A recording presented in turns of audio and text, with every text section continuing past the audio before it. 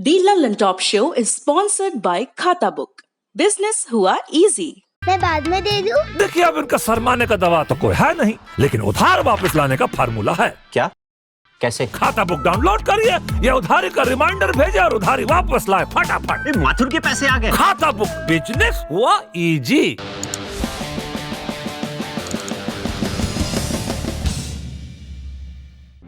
नमस्कार, आप देख रहे हैं द ललन टॉप शो और मैं हूं अनंत भट्ट। शो की शुरुआत आज थोड़ा सा अलग अंदाज में करते हैं।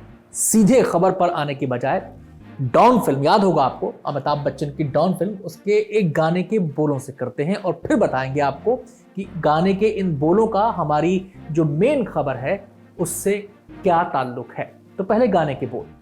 जिसका मुझे था इंतजार वो घड़ी आ गई। इससे पहले कि गाने के लिए कोई कॉपीराइट स्ट्राइक मारे और आप लोग हमारे ओवर एक्टिंग के नंबर काटें, हम बता दें कि ये गाना नहीं था। ये तो वो भाव थे जो 19 अक्टूबर की शाम को रक्षा मामलों के जानकारों के मन में आए। चीन की घेराबंदी के लिए जिस साझेदारी की अब तक सिर्फ बातें होती थी, वो अब मूर्त रूप लेने वाली है। कहां और कैसे, बड़ी खबर में आज हम आपको तफसील से बताएंगे, लेकिन पहले आपको दिखाएंगे दिन का वीडियो। क्रैकेंद का नंबर लिखा है, उसी क्रैकेंद पे जाएगा। अगर वो क्रैकेंद वाला आपको फ़ोन करके बताता है मेरा टारगेट आज का पूरा हो गया, तो वहीं पे नंबर चेंज कर। लेकिन शाम तक तो टारगेट पूरा होता ही नहीं है, लोग ऐसे ही बैठे हुए हैं, किसी के टारगेट पूरे नहीं होते।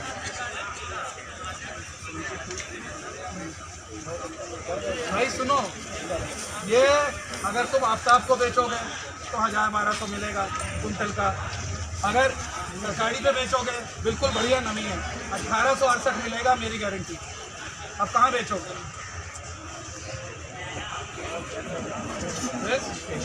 तुरंत चलिए, अभी करिए, नोट करिए मेरे सामने। ये काम है डिप्टी आरएमओ का, मेरा काम नहीं है।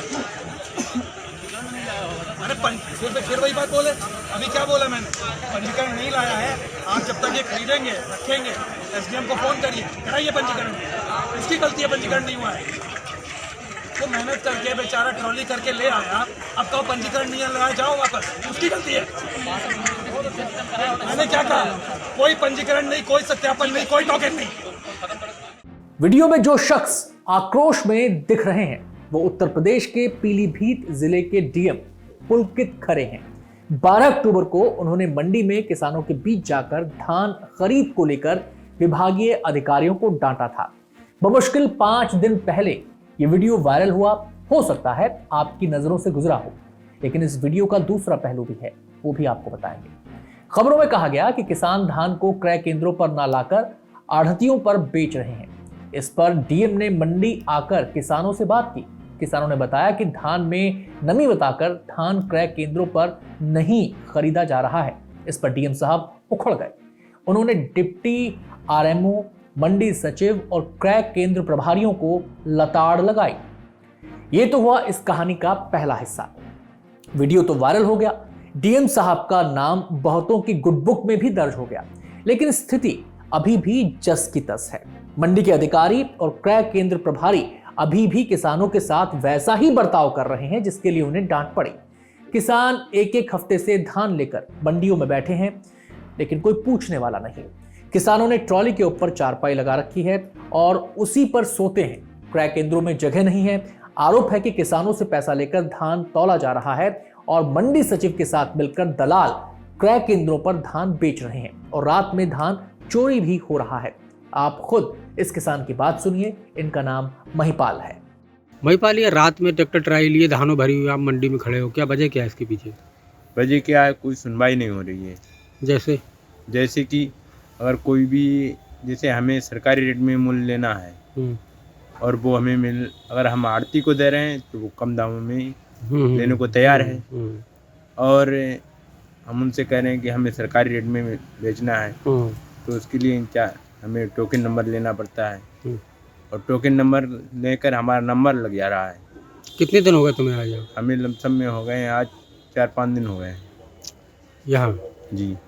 क्या चाहते हो, क्या हो जाए ऐसा जो जिससे जल्दी नंबर आ जाए? अरे हम तो यही चाहते हैं कि हमें जल्दी से जल्दी कांटे और जो हैं बढ़ जाएँ, तो और किसान आदमी को मोहलत मिल जाएगी। रात में रुकने से परेशानी हो रही है। हाँ। जब यह शिकायत सामने आई तो डीएम पुलकित खरे ने किसानों से कंट्रोल रूम पर शिकायत करने को कहा। सुनिए जरा।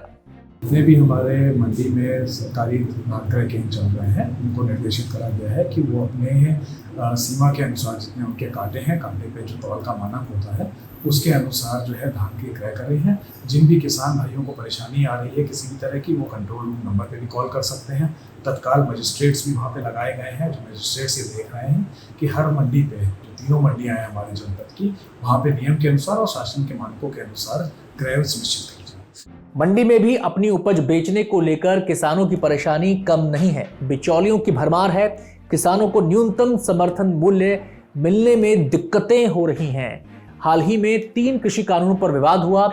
इनमें से एक कानून में कहा गया कि किसान मंडियों से बाहर भी अपनी उपज बेच सकता है। सरकार ने कहा कि इससे बिचौलियों का रोल खत्म हो जाएगा, लेकिन एमएसपी को लेकर अभी भी किसानों के मन में आशंकाएं हैं। चाहे मंडी हो या मंडी से बाहर, बिचौलिए किसानों का पीछा नहीं छोड़ रहे।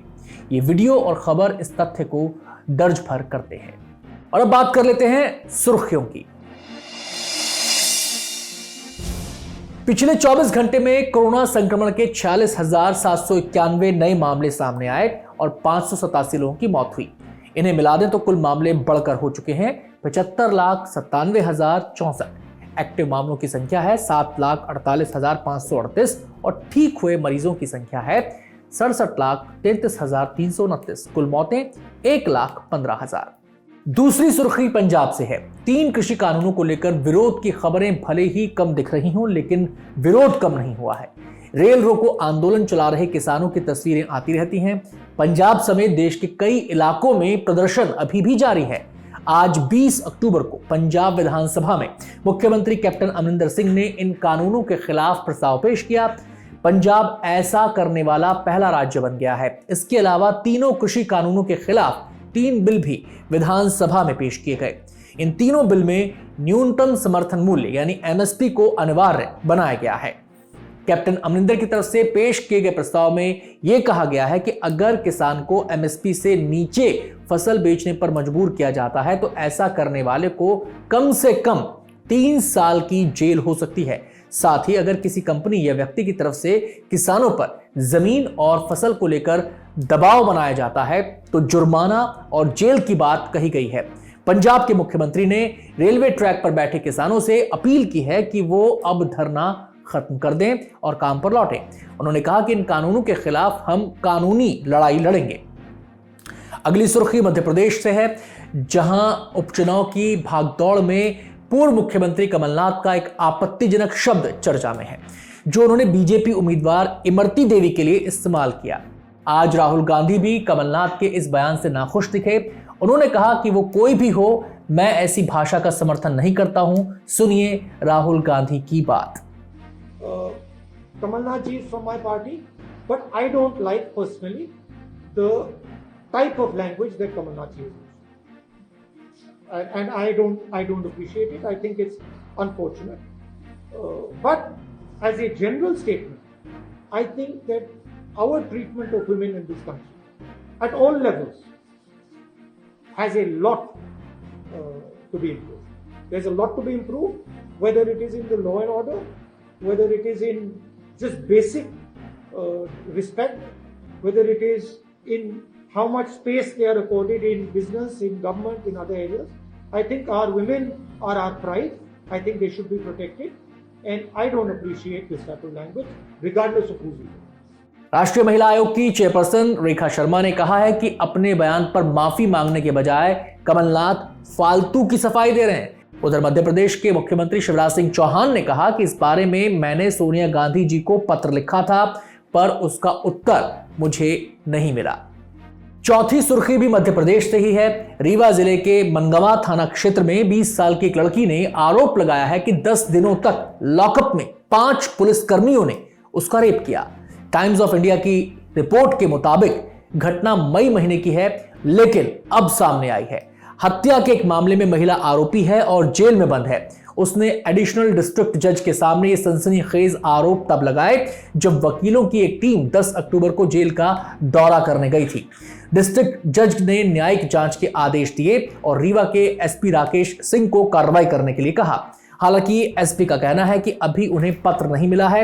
शिकायतकर्ता का आरोप है कि 9 से 21 मई के बीच उसका रेप हुआ, जबकि पुलिस दावा कर रही है कि उसकी गिरफ्तारी 21 मई को हुई। मनगवा थाना क्षेत्र के एक गांव में सुधा वर्मा की हत्या के 5 दिन बाद इस महिला की गिरफ्तारी हुई थी। और अब चलते हैं दिन की बड़ी खबर की तरफ। जो चीन किसी अंतर्राष्ट्रीय संधि या समझौते का सम्मान करना नहीं जानता, उसे रास्ते पर लाने का तरीका क्या है, खासकर तब जब वो पूरी दुनिया की सप्लाई चेन में घर किए बैठा है। एक तरीका बताया गया, चीन के सभी प्रतिद्वंदी एक साथ आ जाएं। अब भारत इसी नीति पर आगे बढ़ रहा है। 19 अक्टूबर की शाम को प्रेस इंफॉर्मेशन ब्यूरो के डिफेंस विंग ने एक प्रेस रिलीज जारी की। इसमें बताया गया कि इस साल होने वाली मालाबार एक्सरसाइज में ऑस्ट्रेलिया भी हिस्सा लेगा। इसके बाद चारों तरफ से प्रतिक्रियाओं की झड़ी लग गई। रक्षा मामलों पर रखने वालों ने कहा कि ये क्वाड का मूर्त रूप है। अब चीन को समझ आएगा कि अति की सीमा लांघने का नतीजा क्या होता है। बड़ी खबर में आज हम आपको बताएंगे मालाबार एक्सरसाइज क्या है, इसमें ऑस्ट्रेलिया के शामिल होने से कौन सा क्वाड तैयार होगा जिससे चीन को घेरा जाएगा। पहले यही समझा जाए कि मालाबार है क्या। देश की तीनों सेनाएं समय समय पर युद्धाभ्यास करती रहती हैं। ये एक लड़ाई ही होती है, लेकिन बिना प्रत्यक्ष दुश्मन के। इसमें सेना के लिए कुछ टारगेट तय किए जाते हैं जिन्हें उसे पूरा करना होता है। मिसाल के लिए रेगिस्तान के रास्ते से रातों रात हमला करना। ऐसा करके असली लड़ाई में काम आने वाली ट्रेनिंग और रणनीति को परखा जाता है। जो कमियां सामने आती हैं उन्हें दर्ज करके अगली बार सुधारा जाता है। अपना अनुभव बढ़ाने के लिए सेनाएं दूसरे देशों के साथ युद्ध का अभ्यास करती रहती हैं ताकि एक दूसरे से सीखा भी जा सके और जरूरत पड़ने पर साथ लड़ा भी जा सके। मालाबार इसी तरह का एक युद्धाभ्यास है जो भारतीय नौसेना अमेरिका की नौसेना के साथ करती है। इसकी शुरुआत 1992 में भारत और अमेरिका के बीच एक द्विपक्षीय अभ्यास के तौर पर हुई थी। 2015 से इसमें जापान भी शामिल हो गया। 2018 में यह अभ्यास फिलीपीन सागर में गुआम के पास हुआ। गुआम के द्वीप अमेरिका का हिस्सा हैं। 2019 में मालाबार अभ्यास हुआ जापान के तट के पास। साल 2020 में मालाबार अभ्यास होना था बंगाल की खाड़ी और अरब सागर में। इसी अभ्यास के लिए ऑस्ट्रेलिया को भी बुलाया गया है। यह बात कितनी अहम है इसका अंदाजा इसी बात से लगाइए कि एक साधारण सी प्रेस रिलीज को इतने करीने से लिखा गया है कि इसमें बिना किसी का नाम लिए दुनिया भर को बता दिया गया कि ये गोलबंदी कौन कर रहा है, किसे ध्यान में रखते हुए कर रहा है। प्रेस रिलीज का आखिरी पैराग्राफ कहता है, मालाबार 2020 में हिस्सा लेने वाले देश समुद्री इलाके में बेहतर सुरक्षा प्रदान करने के मकसद से साझेदारी कर रहे हैं। सभी देश एक आजाद और समावेशी इंडो पैसिफिक इलाके के समर्थक हैं और सभी नियमों पर आधारित वैश्विक व्यवस्था के प्रति प्रतिबद्ध हैं। चिंता मत कीजिए, जो कहा गया है उसका मतलब आपको बताएंगे और उसका भी जो नहीं कहा गया। दरअसल इस आखिरी पैरा में कहा गया है कि भारत, अमेरिका, जापान और ऑस्ट्रेलिया समुद्री इलाकों में बेहतर सुरक्षा चाहते हैं। सुरक्षा किससे? चीन के बढ़ते प्रभाव और दखलंदाजी से। चीन सबसे ज्यादा गुंडागर्दी उस इलाके में करता है जो हिंद महासागर और प्रशांत महासागर के बीच में पड़ता है। यही है इंडो पैसिफिक। दक्षिण चीन सागर यहीं पड़ता है जिसमें चीन ने वियतनाम से लेकर इंडोनेशिया और मलेशिया से लेकर फिलीपींस की नाक में दम कर रखा है। जापान और ऑस्ट्रेलिया इसी इलाके के छोर पर हैं। समावेशी इंडो पैसिफिक की बात करके मालाबार 2020 के सदस्य ये कह रहे हैं कि इलाका सभी का है और यहां किसी एक की मनमानी नहीं चलेगी। नियमों पर चलने वाली वैश्विक व्यवस्था की बात चीन की तरफ किया सबसे सीधा इशारा है। अंतर्राष्ट्रीय नियमों और संधियों के पालन के मामले में चीन का रिकॉर्ड बहुत खराब है। भारत के साथ वास्तविक नियंत्रण रेखा पर जो हुआ वो चीन की इसी खराब आदत का सबसे ताजा सबूत है। तो जब इलाके के 4 देश कहते हैं कि वो अंतर्राष्ट्रीय कानून के प्रति प्रतिबद्ध हैं, तो ये चीन को संदेश है कि अगर वो कानूनों की अनदेखी करता है तो उसकी जिम्मेदारी तय करने ये 4 देश साथ आ सकते हैं। इसलिए कहा जा रहा है कि इस प्रेस रिलीज का एक एक अक्षर चीन को सुई की तरह चुभा होगा। आप सोच रहे होंगे हम तो दिन भर से जो शब्द सुन रहे थे वो है क्वाड, और ललन टॉप फॉलो ने सारा ज्ञान दे दिया मालाबार के नाम पर, तो चिंता मत कीजिए जनाब। मालाबार 2020 में हिस्सा लेने वाले देशों पर गौर कीजिए। भारत, अमेरिका, जापान और ऑस्ट्रेलिया, यही 4 देश क्वाड माने क्वाड्रिलेटरल के 4 कोण हैं। क्वाड्रिलेटरल का मतलब होता है 4 भुजाओं वाला। तो क्वाड 4 देशों की साझेदारी है।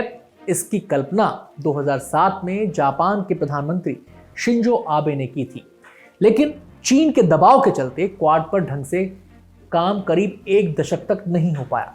लेकिन जैसे जैसे चीन ने अपना प्रभुत्व बढ़ाया, वो न सिर्फ अपने आसपास के देशों के लिए खतरा बना, बल्कि अमेरिका को भी एक प्रतिद्वंदी की तरह नजर आने लगा। इससे क्वाड के विचार को नई ऊर्जा मिली, नई जान मिली और 12 नवंबर 2017 को क्वाड की पहली बैठक फिलीपींस की राजधानी मनीला में हुई। इस बैठक में भी एक मुक्त और समावेशी इंडो पैसिफिक इलाके की कल्पना की गई थी। जापान और अमेरिका तो कब से चीन का प्रभाव कम करने में लगे हुए हैं। ऑस्ट्रेलिया और भारत को हाल में ऐसा करने की फौरी वजह मिल गई है, इसीलिए क्वाड को लेकर गंभीरता दिखाई जा रही है। मालाबार एक्सरसाइज में क्वाड के 4 देशों की नौसेनाएं साथ में उस इलाके में अभ्यास करेंगी जिन पर चीन की नजर है, इसलिए इस अभ्यास का बड़ा महत्व है। द ललन टॉप शो में अब वक्त है बिहार चुनाव से जुड़ी ग्राउंड रिपोर्ट्स का। पहले आपको बताते हैं ललन टॉप चुनाव यात्रा की हमारी 4 टीमें आज कहां कहां पहुंची। टीम हीरा नालंदा, टीम गंगा शेखपुरा, टीम सोन बक्सर और टीम कोसी बेगूसराय। पहली ग्राउंड रिपोर्ट है टीम गंगा की। हमारे रिपोर्टर अभिषेक गुप्ता ने लखीसराय में एक मजदूर से बात की और उसके हाथ में एक झोला देखा। झोले में उसका खाना और उसकी कहानी है। किसी दिन काम मिलता है, किसी दिन नहीं मिलता। अगर काम नहीं मिलता है तो झोले का यही खाना वो घर लौटकर खा लेता है। देखिए। नाम बताइए। नीरज कुमार। नीरज कुमार, क्या करते हैं आप? वे मजदूरी करते हैं। क्या है ये आपके थैले में, क्या है? खाना ले जाते हैं, मजदूरी करके खाते हैं। तो अभी आप 8 बज चुका है, तो आपको मजदूरी कितने बजे तक मिल जाती है? क्या आपको 8 बज गया, कितने बजे तक आपको मजदूर मतलब जो आते हैं आपको लेके जाने के लिए, तो वो कितने बजे तक आते हैं? अगर आपको काम नहीं मिलता तो कितने बजे आप लौट जाते हैं? वह आज 8 बजे आते हैं, तो 8 बजे तक काम मिला नहीं मिलता तो लोग चल जाते हैं। फिर इस टिफिन को आप फिर घर पे खाते हैं? जी। बच्चे हैं आपके? हाँ, 2 लड़का है। क्या करते हैं वो? अभी वही स्कूल में पढ़ता है, वही कमा के खिला के पढ़ाते हैं। किस क्लास में पढ़ते हैं वो? अभी 8वां में पढ़ रहा है, कोई अभी 5वां में पढ़ रहा है। तो आप उन्हें आगे पढ़ाएंगे या फिर उन्हें भी मजदूर बनाएंगे? नहीं, हम वही चाहते हैं कि मैं कमा के उसको पढ़ाएंगे। वह काम में नहीं चलता, लॉकडाउन में फतेहपुर रहता है, काम नहीं चलता है। क्या लॉकडाउन में बीमारी नहीं होगा? लॉकडाउन चलते काम नहीं मिल रहा है। आपको बता दें कि लखीसराय से सिटिंग बीजेपी विधायक विजय कुमार सिन्हा नीतीश सरकार में श्रम संसाधन मंत्री हैं। यहां श्रम शब्द पर ध्यान दीजिए। बढ़ते हैं दूसरी रिपोर्ट की तरफ। सौरभ द्विवेदी ने बात की हिंदुस्तानी आवामी मोर्चा यानी हम पार्टी के प्रमुख जीतन राम मांझी से। आज जीतन राम मांझी की पार्टी को नीतीश की जेडीयू ने अपने कोटे से 7 सीटें दी हैं, लेकिन एक समय जीतन राम मांझी नीतीश कुमार से नाराज चल रहे थे। कभी जीतन राम मांझी को नीतीश ने मुख्यमंत्री बनाया था, लेकिन उनके कहने पर मांझी को कुर्सी छोड़नी पड़ी, जिससे मांझी उखड़ गए। इस शॉर्ट टर्म झगड़े के बारे में जीतन राम मांझी ने बताया कि नीतीश को अपनी गलती का एहसास हुआ। देखिए ये बातचीत। इसी इमामगंज में 2015 में आप लोगों से कह रहे थे कि नीतीश कुमार ने दलित का अपमान किया है। सही बात है। ये बात उस समय इसलिए कही गई थी कि जब मुख्यमंत्री हमको उन्होंने बनाया तो मुख्यमंत्री से हटाने का क्या उचित था, और अगर उचित था तो हमने उनको कहा कि 2005 में आपने मंत्री बनाया और 2 घंटा के अंदर ही प्रेस वाले लोग तो बहुत काबिल होते हैं, वो कह दिन कि आपके यहाँ दागी मंत्री है। तो लालू यादव दागी मंत्री हैं उन लोगों को नहीं सूझता था, क्योंकि जीतन मांझी एक शेड्यूल कास्ट हरिजन का बच्चा था, तो सबको लगा कि जीतन मांझी दागी है। जब कहा नीतीश कुमार ने तो हम 2 मिनट भी नहीं रुके और इस्तीफा दे दिया था। वही बात हम उनको कहा 2000 बाद में वो आपको बहाल भी की और बीएड घोटाले में आप बरी भी हुए। चलिए वो बात हुई तो कहने का मतलब सच्चाई थी तब ना। अगर कोई गलत बात होती तो हम जेल में जाते। पर ये आपको भी अजीब लगा होगा 4 घंटे में इस्तीफा ले लिया। नहीं, कोई अजीब नहीं लगा। ये आदमी एक तरह से एक भ्रष्टाचार या पाक साख सरकार बनाना चाहते थे, हम भी उसमें साथ उनको दिया कि भाई आप निश्चित रूप में ऐसा कीजिए। उसी प्रकार से 2015 में जब बात आई थी तो हमने उनको कहा कि आप अगर एक बात भी कह देते कि अब हो गया जीतन या तुम बड़ी गड़बड़ कर रहे हो, तो हम किसी पद के लिए आज तक ललायत नहीं रहे हैं, हट जाते। इसीलिए उनका विरोध करते थे। अब रही बात ई विरोध की बात, जब आदमी को मिलता है तो मिलने के बाद गिले शिकवे ख़त्म होते हैं। दूर हुए? हाँ, एकदम दूर हुए। वो भी एहसास किए कि हमने गलती की है। हमने भी कहा कि भाई हम जितनी बातें बोले हैं हमने गलती की, चलिए दोनों बराबर हो गया, अब आगे नया अच्छा अध्याय शुरू हो। और नया अध्याय शुरू हो रहा है। आपने सुनी जीतन राम मांझी की नाराजगी। आज जीतन राम मांझी नीतीश कुमार की तारीफ करते नहीं थकते, यही राजनीति है। आखिरी रिपोर्ट टीम सोन की है। हमारे साथी सिद्धांत मोहन ने बात की बीजेपी छोड़कर एलजेपी में आए रामेश्वर चौरसिया से। बिहार चुनाव में ऊपरी तौर पर ऐसी चर्चाओं ने जगह बना ली है कि बीजेपी नीतीश को कमजोर करने के लिए चिराग को बढ़ावा दे रही है। बातें हैं, बातों का क्या, लेकिन इन बातों पर रामेश्वर चौरसिया ने क्या कहा, सुनिए जरा।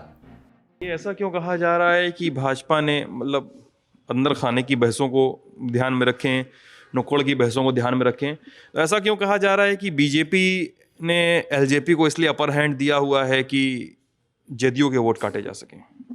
देखिए ये ऐसा या ये इसके बाद से भी कहा जा रहा है कि एलजेपी जदयू के वोट काटना चाह रही है, जिससे आरजेडी थोड़ा सा खिंच जाए मामला। नहीं, आइए आप जैसे भाष्य कीजिए, लेकिन सच्चाई ये है कि कोई एक दिन में हुआ नहीं है। 3-4 महीने से वो बोलते रहे कि मैं बीजेपी के खिलाफ नहीं लड़ाऊंगा, जेडीयू के खिलाफ लड़ाऊंगा। तो ये वहाँ तो कोई नाटक नहीं था, लेकिन ये जो मैसेज था, मैसेज लोगों के पास चला गया कि सही मामले में ईमानदारी से चिराग पासवान नीतीश के खिलाफ हैं और जनता का मूड भांप रहे हैं। जनता नहीं चाहती है नीतीश को। आप देख लीजिएगा जब रिजल्ट आएगा तो मुझे तो लग रहा है कि ऐसा नहीं हो कि जेडीयू बिल्कुल ही समझ जाए, हाँ, और भाजपा लोजपा की ही सरकार बनेगी। लोजपा के बिना किसी की सरकार नहीं बनेगी। आपको चलते चलते आपको बता दें कि द ललन टॉप चुनाव यात्रा की टीमें कल यानी 21 अक्टूबर को कहां होंगी। Team Hira Bhagalpur, team Ganga Nalanda, team Son Bhojpur, team Kosi Samastipur. The Lallan top show में आज के लिए इतना ही, और चलते चलते आपको सुनाते हैं अरुण कमल की कविता जिसका शीर्षक है जैसे। जैसे मैं बहुत सारी आवाजें नहीं सुन पा रहा हूं, चींटियों के शक्कर तोड़ने की आवाज, पंखुड़ी के एक एक कर खुलने की आवाज, गर्भ में जीवन बूंद गिरने की आवाज, अपने ही शरीर में कोशिकाएं टूटने की आवाज, इस तेज बहुत तेज चलती पृथ्वी के अंधड़ में जैसे मैं बहुत सारी आवाजें नहीं सुन पा रहा हूं। वैसे ही तो होंगे वो लोग भी जो सुन नहीं पाते गोली चलने की आवाज ताबड़तोड़ और पूछते हैं कहां है पृथ्वी पर चीख। नमस्कार। घुटना, कंधा या कमर, चाहे जैसा हो दर्द, डॉक्टर ऑर्थो आपको देता है दर्द से पूरी आजादी, एक भरपूर जिंदगी।